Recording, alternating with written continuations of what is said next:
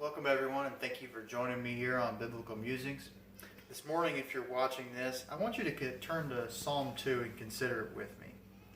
As you're turning to Psalm 2, verse 1, I want you to think, if you're in class with us on Sunday mornings, we just started a study on Daniel.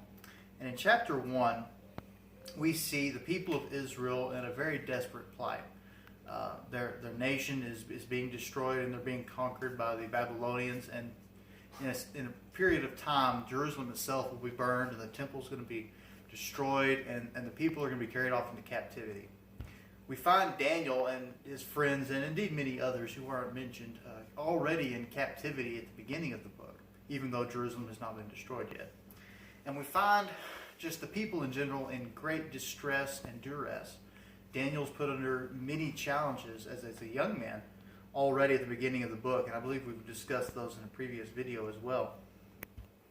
But what you'll find there is that even though Nebuchadnezzar takes down the king of Judah, you might say, and takes Jerusalem and takes the treasures from the temple and all these things, we find there that it says God gave it to him. That God gave the king of Judah into Nebuchadnezzar, the king of Babylon's control. Nebuchadnezzar, by his military might and by his wisdom and strategy, did not take down the people of Israel.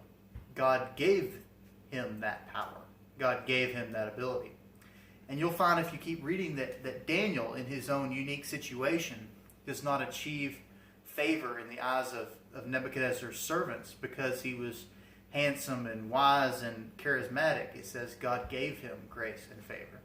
And then later on it says Daniel and his friends were wise beyond compare among all the people of Babylon, all the wise men. But it says God gave them that wisdom. I mentioned Psalm 2 in our classroom time on Sunday morning. And it's because of what it says in the first few verses. If you've already turned there, would you read along with me? It says, "Why are the nations in an uproar, and the peoples devising a vain thing?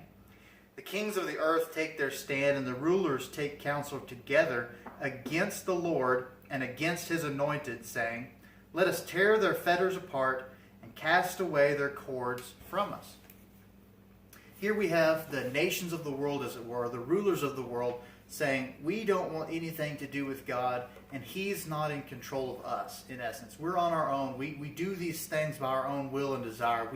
We achieve greatness. We achieve wisdom. We take nations by storm, all by our own ability and by our own muscle and wits, as it were.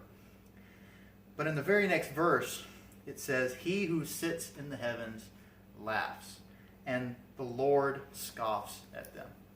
Because that idea is frankly ludicrous, preposterous, and almost hilarious in its stupidity.